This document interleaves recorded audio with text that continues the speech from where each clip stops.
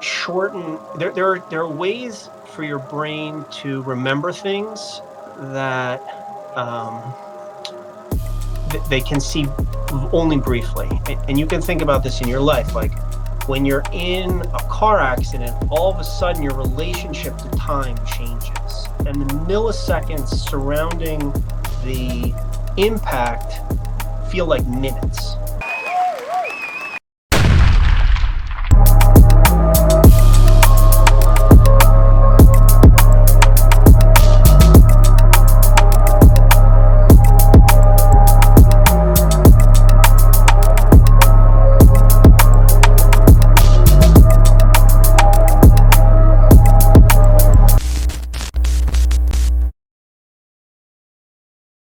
Prove to me that you are alive. We got to get you out of here in a few minutes. If we can do this again, because there's so much stuff that I wanted to pick your brain on, we would love to have. We've got like at least 25 more minutes where I can stay with you if that still works for you. Yeah, but again, we'd love to have you back. You will always be a friend of the show. But if we still have like 20 minutes, I got like two more questions. Okay. And we'll get you out of here. So when a patient comes to you, maybe you can again break it down to us simple-minded people, and the patient lays down and you go to work, let's say on their spine, like my wife, she had her back. Like, what exactly are you doing to the spine? Are you trying to get the circulation to be better? Like, no, not revealing all the secrets, but what is the process? What are you focusing on in that situation? So the analogy I use here, the body, the original osteopath to this system that I've studied was a surgeon who was born in 1828. His name was Andrew Taylor Still. And he noticed during surgery that in particular the spine had a natural rhythm. The spine was in this movement, and he described that movement and then named it the primary respiratory mechanism, or PRM. And what Andrew Taylor Still was really saying was that not only does the heart have its own rhythm, but the system of bones has its own rhythm, and then the connective tissue also has its own rhythm. Wow. And when you think about it, it makes a lot of sense, right? Like, what moves the fluid through the body if the bones aren't moving and the connective tissue isn't moving? So it's almost like, I remember watching, I think it was Grand Theft Auto. It was one of the Grand Theft Autos, and when the character you're not moving the character, but the character is like making. So that's really how it's in a big exaggeration, but that's really what's going on with your body is wow. The bones of the skull are moving and the bones of the spine are moving and your collarbone is moving. All the bones in the movement are in this articulation. And then the connective tissue, there's fluid. The connective tissue is a tube, and the tube is delivering electrolytes so that the tissue can contract and relax. And it delivers nutrient and then it carries waste away, and it's constantly in motion. So like what moves it? And the PRM is part of the way of describing that. What will happen in the case of the big stress or in the trauma, the tissue will spasm and the rhythm will be disrupted. And in fact, there are some other rhythms that you can put into the tissue that are more chaotic and aren't so good at moving fluid. So when I put my hands on somebody, the first thing that I'm doing is a listening technique with my hands. Wow. And the way to think about it, it's like if you take the conch shell and you put it to your ear, you hear the ocean. What I'm doing when I put my hands on somebody is I'm trying to feel the ocean. I'm trying to feel the fluid and how is it like it's giving me inputs like, is it moving correctly, or is it in a spasm, or Does it feel too tight and the fluid's not moving? What's going on with the nervous system? And so that's the first technique, is a general osteopathic listening technique. Wow, that blows my mind. You're an incredible guy, man. So before I ask my last two questions, can you reveal the secret to us? In my case and in my wife's case, how did you know where to put your hands on initially when we got there? Was there something in our posture? Was it something that we told you, like, because you were like right on the spot with me and my wife, like you went right for that spot that was mostly bothering us, man. Yeah, I'm not sure how I do that exactly, and I'm not sure that I do that every time. Sometimes I have to feel a few different places before the injury starts to reveal itself to me.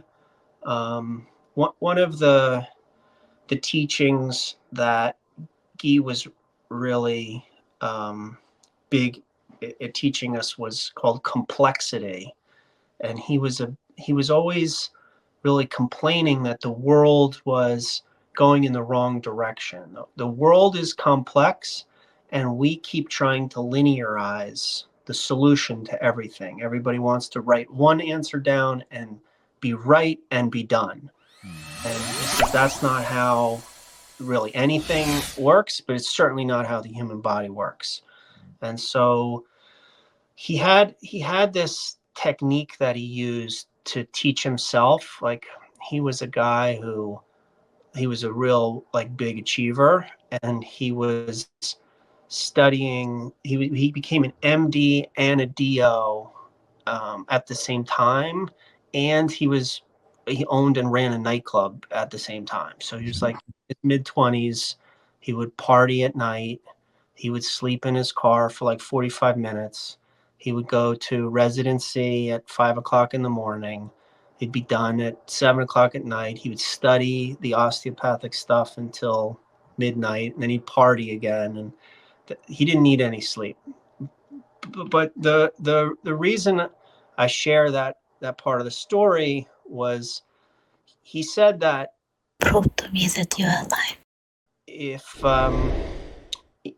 If you were able to shorten, there are ways for your brain to remember things that they can see only briefly. And you can think about this in your life, like when you're in a car accident, all of a sudden your relationship to time changes, and the milliseconds surrounding the impact feel like minutes. Yeah. And so he said that you could artificially recreate that environment for learning. Yeah. And so the way he would do that is he would sit in front of the fireplace with whatever it is he was trying to learn.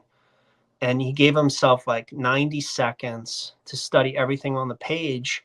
And then the page went into the fire. Wow. Yeah. Yes. So just bring me back to your original question, and I basically, I got your point, is that what you're trying to say is, people remember that our world is not black and white and it's multicolored. So you can't just approach something straight ahead. So I got three. Oh, go ahead. I'm sorry. Okay. So when you walk into the room, I'm making these calculations. I watch the way you walk, and the communicating, and the way you sit down, and all of that. It's like, it's now for me, it's 10 years. So it's just in an instant I do that. I'm not even really, like, I'm not running a checklist or anything. It's just all of these things all at once. What's expressing, what's communicating to me, what is my instinct, go. I love that you used the word healer before. I think if only every doctor would think of themselves as healer, I think we would have a medical system at a much better place. So I thought I had two questions, but I got three questions. Last questions, I promise I'll get you out of here. So basically, we know in nature, like if we break a branch off a tree, the sound, the energy is released, but we hear the sound. So what I've learned, what I've been learning lately about myself is that throughout life, whenever I was getting hurt, I was never omitting sound. Basically, I learned, like in the Ukrainian macho community, I learned to keep it inside. So every time I would even bump, my shoulder, or get hit, or get whatever, or in boxing, like I would never let out a sound, to kind of release that energy. Is that a problem, not to release that energy? How important is it to make sure that we're releasing something? And can something like that be a cause of problems for later on if you're not, letting it release at that instant when the trauma comes? Does that make sense? Does that question make sense? Yeah, I think so. I think so. And then based on my answer, you can tell me whether you think I understood the question or not. But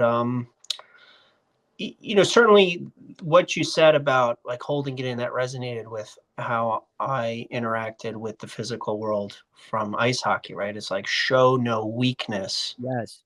on it. And I think that, there is definitely a place for that, right? Like it doesn't make a lot of sense to, like expose your weakness when you're in that battle, especially the more serious the battle, right? Like if sport is an approximation of preparing for war, right? So if you're really in a fight for your life, it's best to not show, expose your weakness. The expansion of that answer, right? Like the noise that you might make, it might help you release some of the stress, but it's not a big part of keeping that joint functioning correctly. And like the noise that the car makes when it's in a car accident, it's interesting, but it doesn't release the trauma from the fender bender. You still have to take your car to the body shop. And in a lot of ways, that's what my practice is I can't do all of the body shop work for you. It's a combination of me and you doing the corrective exercises so that, the joint functions correctly again and the tissue is organized correctly again. This is one thing that I really, well, one of the many things, but one very important things that I appreciate about you so much is, and no one else will do this, only you, man. And that's how I know that you actually care about your patients. You actually want them to get better, is the fact that you show and you give exercises to take home with you. You're not just keeping these secrets to yourself, and so that just adds so much more respect to what you do. And that leads me to my last two questions. It's going to be a two-part question. Who should come see you, and why is the West? Because in Ukraine, we've known about osteopath practice for a long time. I even asked some of my friends in Europe. They're like, yeah, it's a normal thing. We know about it. So it's a two-part question. Why is it still not as widely accepted in America? Or maybe I'm missing something. And the second part is, who should come see you and to seek out your services? Who's your client? Okay, great. All right, let me just start. Before you ask that question, you're talking about the exercises and how I'm like giving this away. And like, I honestly, when I started, I really wasn't interested so much. I didn't see myself as the healer.